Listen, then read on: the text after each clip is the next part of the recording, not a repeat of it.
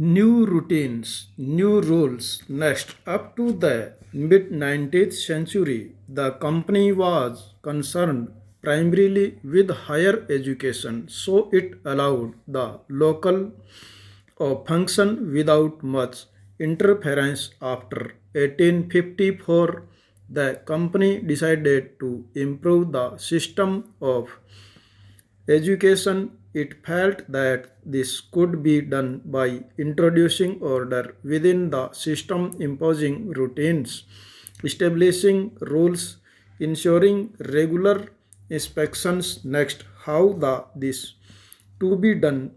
What measures did the company undertake? It appointed a number of government pandit, each in charge of looking after 4 to 5 schools. Next, the task of the pandit was to visit the try and improve the standards of teaching. Each guru was asked to submit periodic reports and take classes according to a regular timetable. Teaching was now to be based on textbooks and learning was to be tested through a systems of annual examination. Students were asked to pay a regular fee, attend regular classes, sit on fixed seats, and obey the new rules of disciplines. Next, which accepted the new rules were supported through government grants. Those who were unwilling to work within the new system received no government support. Our time gurus who wanted to retain their independence found it difficult to compete with the government aided and regulated process. Next, the new rules and routines had another consequence. In their earlier systems, children from poor peasant families had been able to go to since the timetable was fixable. Next, the discipline of the new system demanded regular attendance even during harvest time, and children to poor families had to work in the fields. Inability to attend school came to be seen as independence, as evidence of the lack of desire to learn. Next, the agenda for a national education. Next, British officials were not the only people thinking about education in India. From the early 19th century, many thinkers from different parts of India began to talk of the need for a wider spread of education. Impressed with the developments in Europe, some Indians felt that Western education would help modernize India. Next, they urged the British to open more schools, colleges, and universities and spend more money on education. You will read about some of these efforts in chapter 9. There were other Indians, however, who reacted against Western education. Mahatma Gandhi and Rabindranath Tagore were two such individuals. Next, let us look at that they had to say. Next, English education has enslaved us. Next, Mahatma Gandhi urged that colonial education created a sense of inferiorities in the mind of Indians. It made them see Western civilization as superior and destroyed the pride they had in their own culture. There was poison in the education, said Mahatma Gandhi. It was sinful. It insulted Indians. It cast an evil spell of them, charmed by the West, appreciating everything that came from the West. Indians educated in these institutions began admiring British rule. Mahatma Gandhi wanted an education that could help Indians recover their sense of dignity and self respect during the national movements. He urged students to leave educational institutions in order to show to the British that Indians were no longer willing to be insulted. Next, Mahatma Gandhi strongly felt that Indian language ought to be the medium of teaching education in English.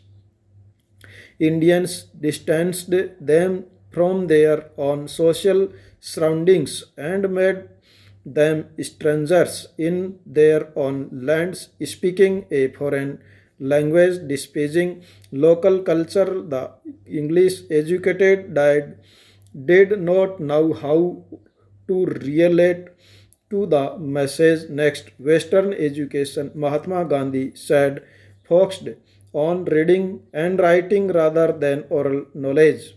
It valued textbooks rather than invited experience and practical knowledge. He argued that education ought to develop a person's mind and soul. Literacy of simply learning to read and write by itself did not count as education. People had to work with their hands, learn a craft, and know how different things operated. This would develop their mind and their capacity of understand. Next, the success of these efforts depends on the step that school principal and teachers will take to encourage children to reflect on their own learning and pursue innovative imagines activities and questions. Next, we must recognize that given space, time, and freedom, children generate new knowledge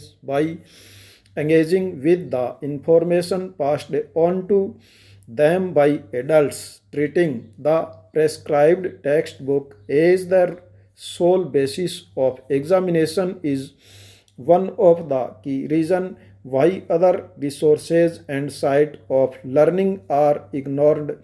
Next, including creativity and initiative is possible if we perceive and treat children as patients in learning, not as receiver of a fixed body of knowledge. Next, this aims amply considerable change in school routines and mode of functioning. Flexibility in the daily timetable is as necessary as rigor in implementing the annual calendar so that the required number of teaching days are actually devoted to teaching. Next, the methods used for teaching. The evaluations will be determine how effective this textbook proves for making children's life at school a happy experience. Next, rather than a source of stress or bad syllabus, designers have tried to address the problem of circular burden by restricting the resourcing knowledge at different stages with greater consideration for child physiology and the time available for teaching. Next, the textbook attempts to enhance this endeavor by giving higher priority and space to opportunities for contemplations and wondering, discussion is small groups and activities requiring hands-on experience. Next, the National Circulations Framework 2005 recommends that children's life at school must be linked to their life outside the school. This principle makes a departure from the largesse of bookish learnings which continue to space our system and carries a gap between the school, home, and community. The syllabus and textbooks developed on the basis of NCF signify an attempt to implement this basis idea. Next, they also attempt to discourage rote learning and the maintenance of sharp boundaries between different subject areas. We hope these measures will be take a significantly further in the direction of a child-centered system of education outlined in National Policy on Education 1986.